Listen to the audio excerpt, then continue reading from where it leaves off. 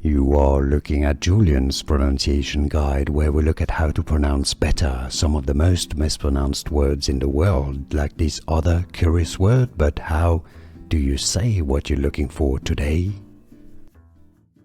Let's learn once and for all how to pronounce this word correctly. If you want to learn more vocabulary in English, stay tuned. There are more videos you should learn from and watch.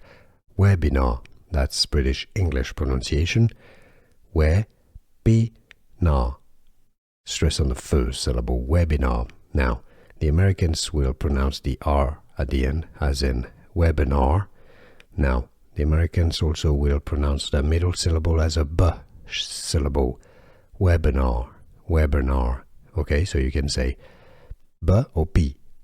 Webinar or webinar. Did you get the difference? Can you pronounce it correctly? Stress on the first syllable and you'll be alright. Webinar. And now you know.